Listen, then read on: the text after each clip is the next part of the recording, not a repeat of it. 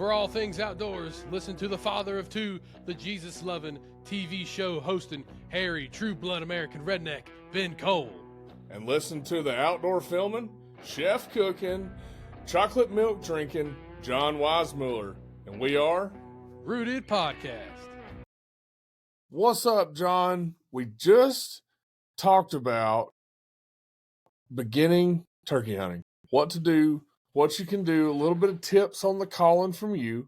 So now let's dive into some more basics of hunting for turkeys. Let's talk more about preparing the land for turkeys, how to scout for turkeys, how all this goes in together. And when I say scouting, I mean preseason, during season, and how to keep birds on your property after season. Let's do it. So if we dive into scouting a little bit, and we can do this kind of in order here. Let's go with preseason scouting. You know, what can one do to give themselves a upper hand come time to actually hunt the turkey? I think there's a few things here, Ben, and interject where you feel needed. I definitely think using Onyx or some map like that, finding a couple ridges, right, to go listen on, whether that's private or public, whatever. I definitely think early season, what I like to do is just literally, if I know that I want to go and I can stand in this spot and, you know, listen to 2 or 3 different ridges kind of around me, I like to just slip in there and literally I don't make a sound the first, time or two, and just see if they gobble by themselves. And if they gobble preseason by themselves, and I've heard them maybe a day or two, then I don't call, I don't owl hoot, I don't do anything if they gobble by themselves, because they're already giving up their location. You don't need to let them know that you're in there. So one good thing about scouting them, that and what you're talking about, before I forget this point, is, you know, it's a lot like scouting for ducks. You have to be precise and you have to be persistent, always looking, always searching for that hot spot for the X, where those birds want to be, because a turkey is always going to be somewhere between food, water, and cover, right? Because they have all of those predators coming after them, the coyotes, the bobcats, raccoons eat their nest, all that stuff. Because it's weird, because a turkey roosts in a tree, but its nest is on the ground. Kind of weird. So the odds are ever against the turkey. But when you're talking about scouting, my way of scouting preseason, and now this is private land, so I'm talking in regards to private land. Public land, I'll touch on that too, but the way I scout my farms is I go out and I glass. I'll sit in a shooting house and just watch and listen and see what I see, and then I'll bounce around to different areas, you know, walking. I don't drive the side by side. I don't do any of that. No disturbance, no noise. I listen, I watch and see, and I try different points, you know, throughout my scouting time. Now, do I get to scout every day? No, I don't. But I try to make a valiant effort to go and at least know where these birds are. But the difference between public and private is I pretty well know where these birds are and where they're going to be. You know, they're pretty well going to be somewhere close to where they were last year. When we've got the private land set up with the chufa and the clover and the different types of food that they need to sustain and grow, you know, like we love to manage the land for deer, grow healthy fawns and healthy does and bucks. Well, we do the exact same thing for turkeys on private land. Now, public land, totally different. You're going to have your hiking shoes on. You're going to have to be ready to drive a lot and listen, glass fields from the road. Like, because there's a lot of times on these public lands, pull-offs. You know, you can just pull off in glass so you're not holding up traffic. I mean, I don't advise just stopping in the road. That's probably not a great idea. But that's the way I like to do it, is I will glass, listen, walk, like you're talking about, hit the ridges, see where I can find different areas of interest and listen. Listening is the biggest thing. But one thing to look for, if they're available, is a power line. I don't know what it is about a power line, but them turkeys love to cross them. They love to fool around in them, and pine thickets too, because of all the Mm-hmm. bugs in the ground. I mean, there's a bunch of bugs in a pine thicket, especially one that has been burnt off. If you can find some timber that has been set on fire and burned the underbrush, Money. pretty well bet there's going to be turkeys in there. So you need to sit on that Yep. and listen and hang out and maybe go back several days if you can, Mm-hmm. and try to figure out what's going on with those birds, where they're going to roost. Because, if they don't get spooked, they're going to roost pretty close to where they roosted the day before. As long as they don't get bumped out of the area and stuff like that, which happens. I mean, a coyote can come in there and try Yeah. to kill them all, and then they go the next ridge over. But that's just luck of the draw, and there's only so much you can do about that. But when it comes time to actually hunt, right? Like right before hunting season, I still don't call, man. I still do not call when I'm scouting. I do the same stuff. I run cameras, I listen, I walk, I use my Yeah. I binoculars. do not run a turkey call at all. No, me neither. Mm-mm. Absolutely not. And I'm not going to, because I don't want them Nope. to even know that I am in existence. I want to stay under the radar at all times. When turkey season gets here and I can kill them, okay. Well, that reduces the pressure, because if you run in there preseason when you're scouting and you start running a turkey call, that is immediate pressure right then and there. It's teaching them. I mean, you're educating them. That's what you're doing. You're educating those birds, because they'll show up and nothing's there. So they're like, well, what was that? She must have went away. But I still think you're educating those birds. And I mean, I could be wrong, but I just don't like to. I don't like to turkey Yeah. call unless I'm ready to kill a turkey.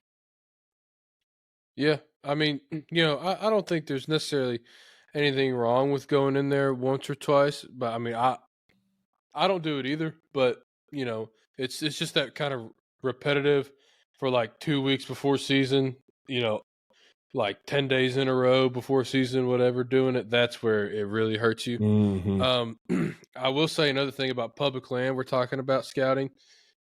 I think it's really important for public land and also private, but more so public. If you go in there in the morning, okay, and you hear birds gobble, right, and you mark it or you just kind of remember it, great. Get out of there.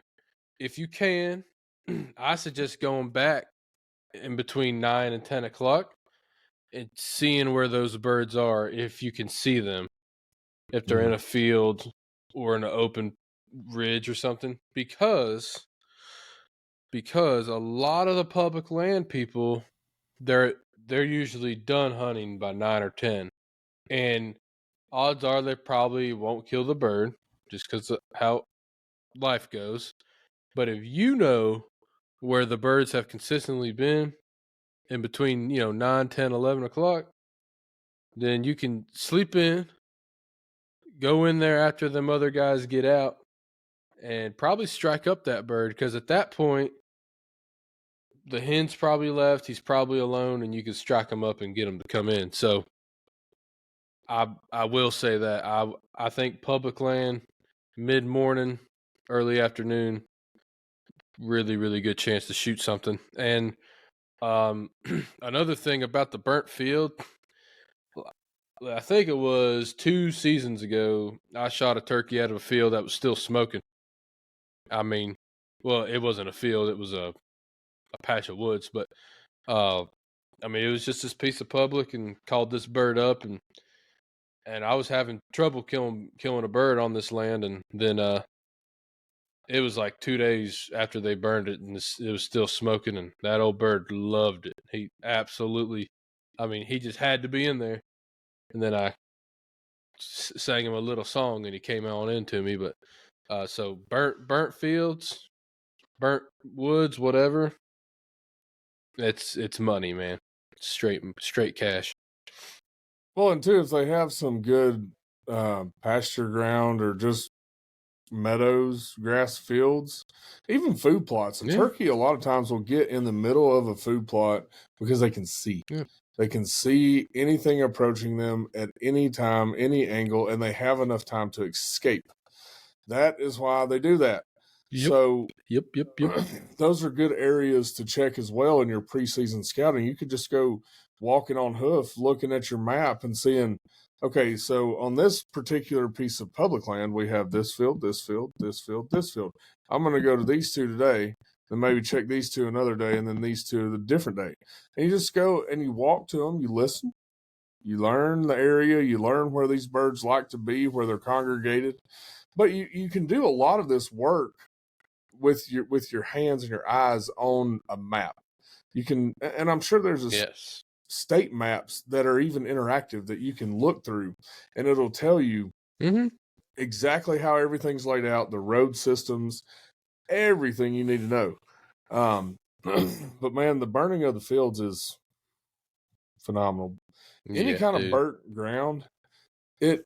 So what burning does is it pops open seed pods. It reveals a lot of things that the birds normally wouldn't see. So, like if you have a seed head in some grass, right, it puts all that seed on the ground. So that's just natural food for them, and it makes it easier for them, so they don't have to pick as hard. And it's really good for the soil too, because what you're basically doing is putting potash back into the soil and reducing your fertilizer cost, and it puts a lot more organic matter back into the soil. That's why at the ranch um, we don't like to harvest the corn, because we like the stalks to be mowed and all that debris put back into the soil. And that helps everything, man. When your soil's right and you keep a balance on your trapping, your nest predators, your turkey's going to be right. Everything's going to be balanced. And Yeah. I know you may say, well, that doesn't apply to scouting, but it does. It absolutely does. It's all part of the bigger picture. It all works together. Um, because in these big ag fields, those birds will be in there too. Guarantee you they'll be in them big ag fields. I already know for a fact that that's where I'm going in the next couple weeks, is to start looking on these big Yeah. ag fields and see what's cruising through there, what's hanging out around them. And I mean, I don't think they've started gobbling yet, but I've been getting some pictures of these birds in full strut, and it Mm-hmm. is firing me up. Firing me Yeah. up, It's John. awesome.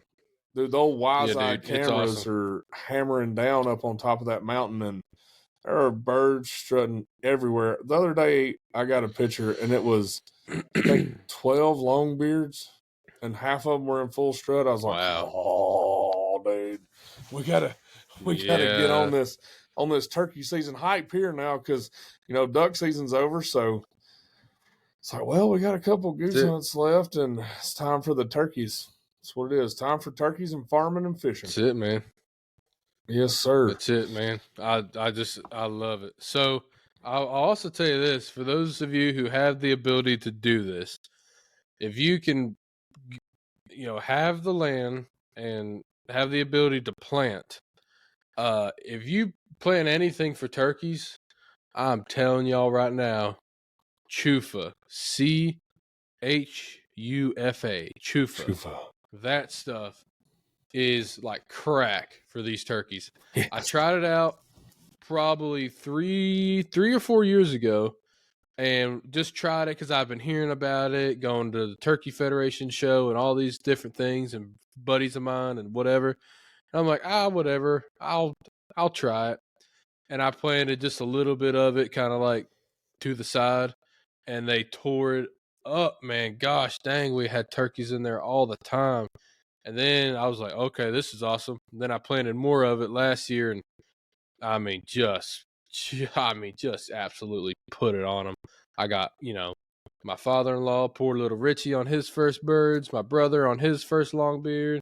I shot one out of there. I mean, it's just awesome.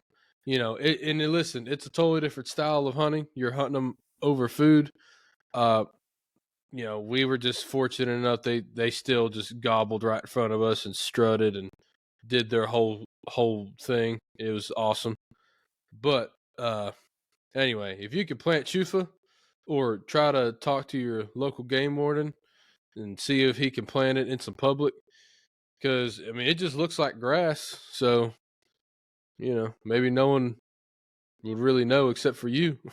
But anyway, man, chufa's just killer. Yeah, chufa is one heck of a crop for Yeah, and turkeys. clover works too. Clover's fine too, but chufa's like crack, dude. I mean, they Oh, it just is. love it. I don't know what it is. I think it's because it's so chufa is It's actually like crazy. a sedge, like a nut sedge. It puts on a seed in the root ball underneath the soil. So when Yeah, that dies off over the winter, you know, correct. it they have something to scratch. They Yep. scratch because that's what those birds do is they're scratching all the time Mm-hmm. and getting all the grain Yep. that way. So if you ever watch a turkey, they'll scratch, walk back, look, walk up, scratch again, walk back. Look, it's pretty cool to sit there and watch them do that stuff. But you just said something that I really wanted to talk about is poor little Richie. Tell us the Yeah. story of his first turkey hunt because there's a lot more to that story than what you're probably going to tell, but I'm going to make you tell it anyway. So I just want to hear how I that. will tell the whole shebang. I All got right, you. good. I'll Tell tell me it. the whole shebang, but I want to hear how it unfolded. What all happened that day Yeah. because I know that there's some little tricks and segues in there that you weren't expecting with the turkeys. Yeah. So I'm taking poor little Richie on his first turkey hunt. And side note, I can't wait for him to come here and tell his point of view. We really got to do that. Oh Anyway, yes. so we are sitting in the blind, and and I got the food plot out there, and I told Richie, I said, okay, I kind of explained what turkey hunting was and how it was going to go, and they gobble, and there's calling, and they probably with hens and yada yada yada. So it's opening day, and I've had pictures, and I've hunted this spot a bunch, and I've killed birds here, and I'm like, okay, Richie, they're either gonna come basically like 1 o'clock or like 3 o'clock. That's where they're gonna come from. I said they may come from 9 o'clock, but I've seen them do that like once or twice. Like, I highly doubt they're going to come from over there. And so Richie's like, well, then that means they're going to come from the left because every time something like that happens, I'm weird. It's going to happen. I'm like, man, listen, I'm gonna get you set up to shoot to the right. He's like, okay, man. Hey, you're the turkey guy, whatever. So we're sitting there, this bird's gobbling, and he's just gobbling, hammering, hammering, hammering, and I'm not calling because I know he's coming to this field. And I'm like, I ain't screwing this up. Well, we're sitting there, don't hear nothing for about 15, 20 minutes, and I look up, and sure enough, dude, there's a big old freaking gobbler and like 6 or 7 hens to the left of us. I'm like, you've got to be kidding me. And he just looks at me like, told you. I knew they were going to come from the left. I'm like, oh my gosh. I'm like, okay, well, not a problem. We just got to let them walk over. So he has this Tacticam on his gun. I let him borrow my Browning A5, and I had the little camera on it, and because I wanted to document this, and he forgot to hit it, and he already kind of had his gun halfway ready, and I was like, I'm just gonna reach over real fast, nice and easy, and tap the thing, dude. There's 7 sets of eyes looking at us, turkey eyes at that. So I'm barely moving, and I almost make it all the way back, and one hen saw me and toosh took off. And now I'm just frozen, and I'm telling Richie, I'm like, just don't move, because the way that the birds were so far left, some were still in the woods and some were coming into the field. and the blind was kind of blocking it, and of course the brush and trees and stuff.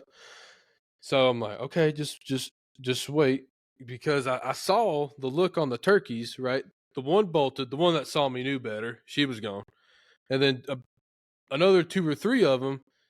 They kind of looked around like, well, that was weird, because the turkey didn't make a sound, didn't do a cut, didn't make a racket, just boosh, gone. And two or three hens kind of look like, I guess I'll leave too if she left. So then and then the rest of the hens just kind of slowly walk away, like very confused, like they were looking around like, okay, I guess we're not eating here today. But I did not see the gobbler follow those hens. So I knew he was still in the woods behind us. And Richie's like, man, what the heck happened? And in my head, I'm thinking, oh my gosh, I just ruined this dude's first hunt. It was going to be perfect, textbook. Well, then I'm like, all right, this bird's right behind. I give it maybe like a minute, 2 minutes tops. And I get my ceramic call out and I yelp like 3 or 4 times, and he hammers. I mean, just, and I'm like, oh, here we go. And then I just set the call down, and he pops out to the right of us. Finally, he did it right. He came to the right of us, and he was looking for those hens that left. And Richie shot him. Phenomenal hunt. The other reason that I was nervous, so the hunting part's over. Well, before the hunt, I knew that was the day I was going to ask Richie for permission to marry his daughter. So the whole time I'm thinking about how I'm going to ask, I'm like, well, I don't know what I'll do. I'll get us in a turkey blind together. That's a great idea, because if he shoots a turkey, he'll be real happy, and then he's got to say yes. So when I screwed up and the hen saw me, I was like, well, this is going the complete opposite way I wanted it to go. And then he finally shoots the turkey. We get home. I teach him how to breast out the bird and, get all the stuff off and all that jazz. And then, we're taking pictures and we're retelling the story to his wife, right? And just having a great time. And then while they're both in the kitchen at their house, we were kind of reminiscing. And then I, eventually asked, and I actually asked them both. And then, got the okay. And rest is history from there. And we actually went on to shoot two more birds together that season. So that's poor little Richie's first turkey story right there, from my eyes anyway. Well, I can't wait to hear that story from his perspective. And man, what a hunt. That's the crazy thing is those birds Awesome. can see so well. You don't ever really, It's stupid. you just can't move hardly at all. I mean, just the No. slightest little move, they're out. I mean, they just shoot out to the next county pretty much. And man, I've had that happen Yeah. more than once, especially except for those birds in Texas, man. I know I talk about it a lot, but good grief. We had no cover, no nothing, sitting out wide open They under didn't know the any better. mesquite tree. I was like, man, this ain't even fair. I mean, but it was. They could have seen us plain as day. It's just like, Hey, man. good grief. What in the Well, world is look here, going on? man. The best camouflage is sitting still. And on that particular hunt, I think having decoys. Listen, I don't really carry decoys, hardly, but I have them for situations like that where I think they were just so focused on the decoys, Mm-hmm. they just had tunnel vision and they just didn't care. And on that hunt, it worked out to perfection. So It really did, man. sometimes decoys are good. Yeah, I think everything has a place because at the end of the day, we're Yeah. we're not out there to just dilly dally. We're out there to put food on the table for our families and enjoy what God has given us to do that with. So Yeah. Yeah. whatever, I'm there to shoot turkeys. yeah, me too. So my whole Yeah. opinion on that is whatever is legally capable or whatever you're legally able to hunt with, I mean, dude, I'm not a purist. I want to kill a dang turkey. Heck no. You know, I mean, if Yeah. it's a legal method, I'm after it. I'm for it. I mean, Yeah, it's, dude. you I don't know, care. Bow, gun, 12 gauge, 410, whatever. I don't care at Shoot it. all. I don't care what the rules Heck are. no. And, but no, I mean, you know, I like hunting them without decoys, but I also, sometimes it helps finish the deal. It's that visual effect that you need to really seal up Yeah. what you're trying Hey, to l- accomplish. and look here. Sometimes it's fun to watch a turkey beat the living crap out of a decoy. It's just Yes. fun to watch. Yes, I it like it. is. He comes in there, bowed up, and just bah, bah, bah, bah, bah, bah, bah, bah, bah, bah, bah, bah, bah. Mm-hmm. And you're like, yeah, baby, get it, son. It's like Ali and Foreman in there just bah, bah, bah. Duking it And out. then he realizes it's fake, and then you shoot him, and it's awesome. It's a great time. It is a great time, I man. love it. But you know, it's a really solid display of how territorial those birds are. How I mean, man, watching Yeah. an actual live turkey fight. You know, you're talking about them beating up the decoys. Watching an actual Oh, two dude, birds fight. So last year or year it's before rough. last, I watched two birds fight, and I thought they are going to fight to the death. Like they're one of them is Oh going yeah, to they die. bite each other. One of them's going to Yeah. die, man. They were grabbing each other's snoods, pulling them, pecking the fire at each other, spurring each other. I mean, this went on forever. I mean, I say forever. It probably went on for 15 minutes or so. And then the one bird just gave up, dude. He just laid down and just like, I am done. I can't move. I'm wore Hey, out. I'm whipped. And the that's other nature. one was still on top of him, beating the crap out of him. I was like, huh, ain't that something? So Bird can't even cut him a break. He Yeah, laid down in submission, and then that one old turkey's still nature, dragging him man. by the snood. I mean, just to They see they they that, do not care, no, bro. they don't care. And to see that, and to see them, you know, beating up the decoys the way they do, it's just super cool to watch that kind of It's stuff. awesome. And you know, I think, Heck yeah, like I dude. said, I think whatever you can do legally to increase your odds, I'm all about increasing my odds. Yeah, yeah, Dan.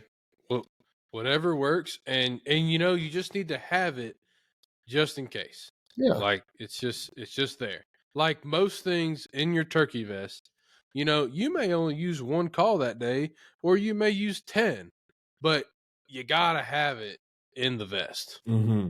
Speaking of turkey vest, let's dive into what we think is essential to have packed in that turkey vest. Mm. Well, listen. First things first. I don't care what you're doing. You need a snack, and Little Yes, Debbie provides a lot of them. zebra Whether it's cakes, Star Crunches, zebra cakes, honey buns. whatever, you gotta have a snack. Yeah, Yeah, I mean, hey man, listen, yeah, you gotta have a snack.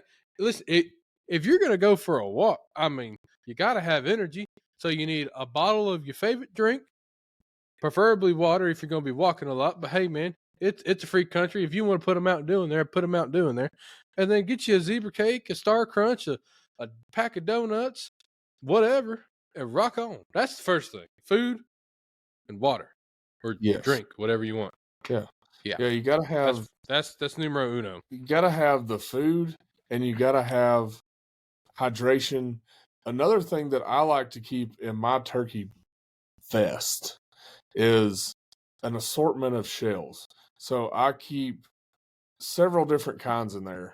I Really? keep yes, I do. I keep longbeard XRs in there, and then or whatever they are. Is that correct? Longbeard XRs. Is Yeah, that yeah, right? yeah. Okay, yeah, I got those, and Winchesters. then Yep. I've got some Apex tungsten in there, and then I have one box of 20 gauge in there, or I may have just three shells in there of 20 gauge in case I forget. In case I forget and I'm out with my 20 and I'm thinking, shoot, I left my ammo at the house. I always like to keep at least three shells in my bag at all times. And if I use one, I replenish that one. So that way, if I ever do get in a situation where I'm just grab a gun and go, I'm not thinking, well, crap, I am up a creek without a paddle. That's interesting. Yeah, I've never really heard of that because I mean, and there's nothing wrong with that. I mean I mean it's logical. I've always just so I know that my gun shoots Longbeard XRs well. I have a choke that is supposedly designed for Longbeard XRs. Whatever. Uh, I'm not saying they're the best shell. I've killed a lot of birds with them, and I'm kind of stubborn like that, and I just don't really. And one, shells are expensive, man. So it's Yeah. like, you know, if I just know this works, like I'm sure there's a ton of TSS companies out there that are, you know, way better or shoot farther, whatever. I just like Longbeard XR, and I know they work, and I just use those. So I just keep those in my thing, but I will you know, if I do take out the 410 or the 20, I will always throw, you know, 3 or 4 in my vest along with the other 12. So, but for for the most part, I hunt with a 12 gauge Brown and A5, and then I have my shells. So you definitely got to have extra shells because hopefully it only takes one shot. But hey, I'd rather have them and not need them. You know what I'm saying? Absolutely. And another thing I like to keep in my bag or vest, which brings me to a good point. Look what just came in the mail. This right Uh oh. here What you is what you got? the new. Look at this. This is the new Oh, Sitka pack. oh yeah. It's the Check that thing out, man. turkey tool belt. Look, it has a spot for some calls and a drink pouch on one side for your, look at that, spot for your slate call in Oh yeah. there. All kind of knickknacks in here, Okay. man. It's got the fold out pad there to sit on. You know, Check I like that to then. be comfy, but one thing I like to keep in my bags at all time for turkey hunting, whether it be a vest or that tool belt, I love to keep more than one striker. And you probably understand when I say that because different types of wood with different densities provide different sounds. And I love Yep. to mix it up sometimes. And like we were talking about on the previous episode, if they're not hitting the one sound, I change striker, chirp, chirp, chirp, and it may be just enough of a difference to send that bird into gobbling again. Or I have another call that I like to use, and I want to make sure that I'm not always using the same striker per call. I like to figure out what striker works best with what call. And I like to do that so I don't have to worry about, well, I only have one striker and it don't work on this call, this call, this call as well as it does this one, but this one's not working today. You know, I want to be able to have a multitude of sounds in my arsenal ready to rip at Mm-hmm. all times. Yeah. I always keep two different strikers. I've got one that's wood. I forget the type of wood right this second. Maybe mahogany or something. Um, and then it's actually dipped in this acrylic to keep it waterproof and or to make sure that it plays wet. So I have that, and then I keep a aluminum striker on me as Really? well. Um, yeah, it's you know a lot of people don't use like metal strikers like that, Mm-hmm. uh, which is why I kind of find it successful, especially on public, man, because you hard and it sounds silly because like man, a slate call is a slate call. It's like dude, to that turkey, if you hit an aluminum striker on the right day, it's like it's just that much different to where it makes them pop off and it makes them interested. So those are the two strikers that I keep just for the same reason as you, just different pitches. Yeah. And another thing that I like to keep in my vest is two different types of sandpaper. So one, I like to keep a stone, like a sanding stone, to sand different spots on a glass call because I find that, you know, I know you were talking earlier about the roofing sandpaper, um, and I Mm-hmm. know that works well too. But for me, the sanding stone works pretty well to rough up a glass call, specifically a glass call. Now the Yeah. others, I use just regular old 60 grit sandpaper and scratch it up real good. Yep. I mean that'll work good on a Works fine. glass call too, but I just like the way the stone. I don't really. I mean, I don't even know how to describe it. It just cuts it better, man. It Yeah. just cuts it better. So Because when you listen, when you crystal's the same way. It Mhm. just sandpaper just won't cut through it good Mm-mm. enough. So when you use that Anyway. stone, it makes your calling smoother. And when I say smoother, I'm not saying competition. I'm saying easier to do for me is having Mm-hmm. that on the glass call, because a glass call can be tricky if you're not sanded well and not have the spot prepared well, because when you start wearing through that, it gets real tricky real quick. It'll start making weird noises and screeches and stuff like, well, mine will anyway. Maybe it's just me, John. Maybe I'm the one that's making all those weird noises. But anyway, nonetheless, that's what I like to keep is a stone and then some 60 grit sandpaper in my bag. And then I like to keep an assortment of mouth calls, which we talked about all that on the last episode, but I do like to keep at No, least still. 3 different kinds or styles, I would say, of mouth calls in Yeah. in my Yep. vest at all time. Yep. I really like to have a variety of mouth calls, whether it's different cuts or different reed, amount of reeds. I obviously I like to have my 2 pot calls. I like to have my 2 strikers. I like to have my different mouth calls. I need a box call in there, and then all of my locators as well are usually in a pocket, and then obviously all the stuff to kind of keep maintenance. Another thing that is usually not in everybody's vest that needs to be, if there's any kind of, obviously you got the traditional, right? The calls, the food, the snacks, the water, whatever. You need to just spend the money on it. Just get a good set of rain gear, a jacket Mm, and pant that fits over all your stuff. So you may want to go the next size up. That's what I mm-hmm, did.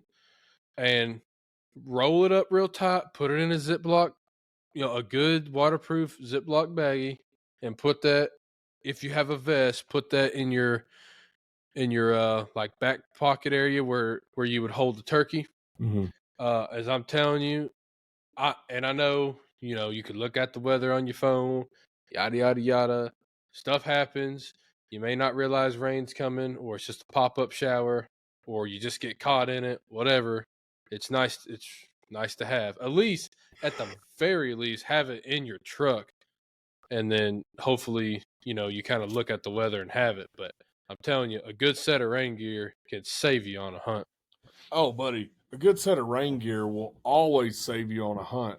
But here's 2 things that I keep in my vest, or actually that's going to be transferred into this Sitka tool belt, is a Mm-hmm. cigar and a wine Mm-hmm. cork.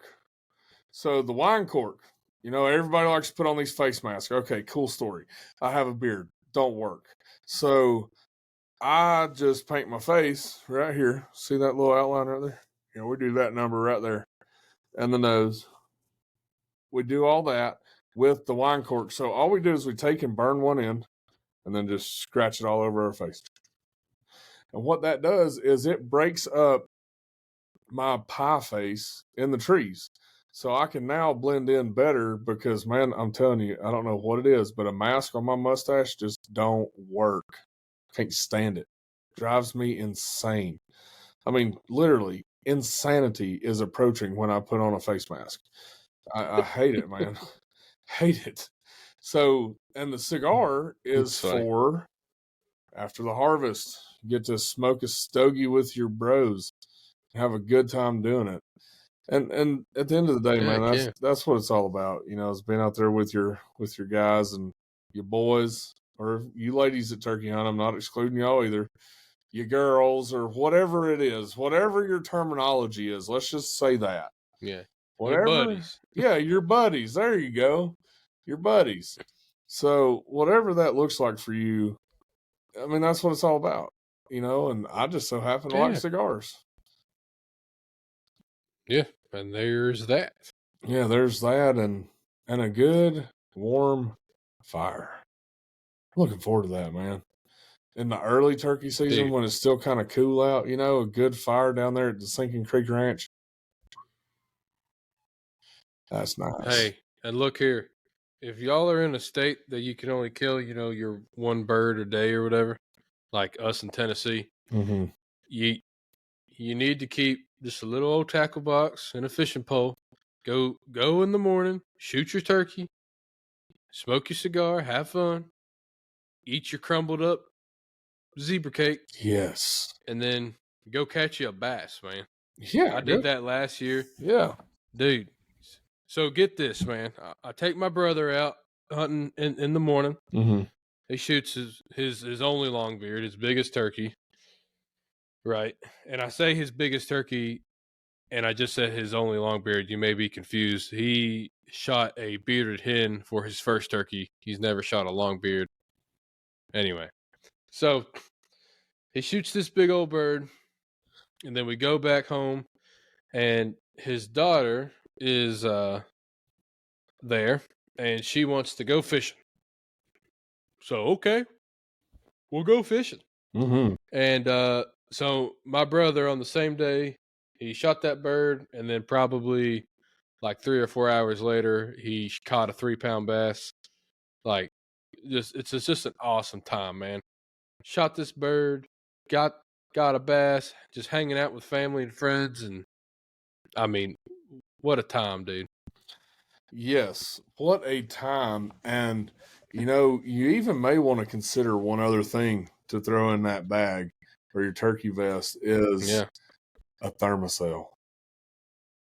A thermocell yeah. will save you from the bugs, mosquitoes more Oh specifically. yeah. If there's one thing I can't handle, John, is mosquitoes in my ear. Cannot handle it. I have enough ringing as it is from the gunshots over the years with no ear protection. So the last thing that I want is a Ear mosquito protection. in my ear hole. Yes, ear protection. That's another one, Listen, guys. Don't be like me. I have. Yeah, no. Listen, I've got 2 sets of ear protection in my vest, and Mm-hmm. then I've also got a set that goes over, which is what I like to wear. Uh, it, and because and listen, I'm sure there's better companies. There's something like a uh, what are the earpieces that are molded and you can hear it all, and then it shuts off Oh over a yeah. certain decibel. Mm-hmm. Whatever. Anyway, I'm blanking on a company name, but Odor prep. those are out there. Yep, them and someone else. Anyway, there's like 2 or 3 of them companies, but Yeah. Odapro's one of them. And then man, Walker, just a relatively cheap set of walkers that they just amplify everything, so it's not as nice as those Odapros or whatever. But anyway, if you get something like that, but then even just a cheap little set, I literally have little things to fit in just a little circle. It doesn't take up space at all, and it saves your ears, man. You got to have ear protection, Yeah. otherwise you're gonna be deaf. I Yes. mean, you got to have it. Yeah. So yeah, maybe that's a sponsor we look into for this podcast so I can still hear to do this in a Hey, couple of man. years. Yeah. Yeah. Please. Hashtag save Ben's hearing. Someone help. Oh my goodness, yes. Help Uh, my hearing. so listen. So look. This is something I want to point out. You showed us that vest. Yeah. Listen, I haven't seen it. I'm excited to see it in person Yeah. at the turkey show Mhm. because I'll say this, man. I'm not gonna dog any company here, but I haven't really found a vest that I truly am like in love with. Mhm. There's always one thing I'm like, this needs some tweaking. 99% of it is awesome. Like, I had this one vest and everything was great, but the straps. And then I got this other vest, everything was awesome, but the striker holder, it wasn't long enough, and it was and I didn't really like the how it was configured. And I lost the striker because of it. It just wasn't long enough. The thing popped out and lost it. I was running and gunning. so it's like there's always something, Yeah. and I always felt like it was kind of too much. There's just a Hmm. lot going on. It's like, man, I just need, and I've thought this before, and so I'm glad Sika came out with something, because I'm always like, I don't need pockets here, here, here, here, here. I just need it all right here where my hands can get to. And also, what's neat about that, what I'm kind of seeing already, is if you can imagine, you're kind of sitting against a tree, dude. Your hands are already kind of like your gun is kind of laying on your lap, Hmm. before you come up to shoot. Yeah. Like, and then pockets are just right there. That's all you need. Like, I mean, I'm excited to see it. I'm excited to hopefully get to test it out and Yeah. try it, and put it through the ringer, man. That's what I'm ready for. It just looks like a really, really neat, cool product, innovative, something new into the turkey world. Hmm. I'm excited to see it and check it out. Well, I'll tell you this. You said you lost your striker. This actually has striker pouch, and it's in with the calls, Yeah, obviously, but it's a zipper pocket, so you don't lose your strikers. They're all contained in one yeah, spot. They can't come out unless you leave the zipper open. So you should not have that trouble yeah, anymore with this setup. It's awesome. Awesome, dog. I yeah, can't. dude. I mean, I'm I'm really excited. I'm about to start packing all my stuff in there just because I'm excited, ready to go for the turkey season, Yeah, heck yeah. ready to rip and No, dude. roar. I'm really pumped up for it. I'm excited to hopefully try that out and see what it's like. And yeah, dude, I'm just ready for hunting season, man. Yeah, I'm ready to shoot a turkey. I'm ready to hear one gobble, me and too. hopefully these people learned something today. A little bit of preseason scouting, and we didn't. I mean, in if you want to, Ben, we can dive into in season stuff. Calling how to get birds off of hens and all that jazz, or Man, you know or what I we can think? save it Yeah, I and think talk we about it do later. another What's up? episode and talk about that by itself. Start the episode with that. I think that is what our next All right, episode will cool. be. So, guys, if y'all want to hear more about turkey hunting and how to chase these rascals, Yeah, tune in to the next let us episode know. and let us know your questions. Comment, send us an email, whatever. We'd love to hear your feedback. We'd love to hear what your thoughts are and how stuff works for you. Um, it works different for everybody. Everybody's got tricks of the trade, and man, you can learn so much from listening to Hmm. somebody tell their story and their view of things and the way that it has worked for them over the past few years, because everywhere you go is not the same. So with that, guys, we're going to wrap up this episode. Thank you so much for listening. Don't forget, go to rootedtelevision.com to shop all things Rooted Podcast and Rooted Television. Uh, you can get all our episodes there. You can get everything you need, even swag. And we just released 2 new items in the store. Go check it out. Uh-oh. Order yours today. And guys, Rednecks out. See y'all. For all things Rooted Podcast and Rooted Television, and I mean hats, shirts, hoodies, and other merch, check out our friends at CH Lone Star Pro and the link that is in our description.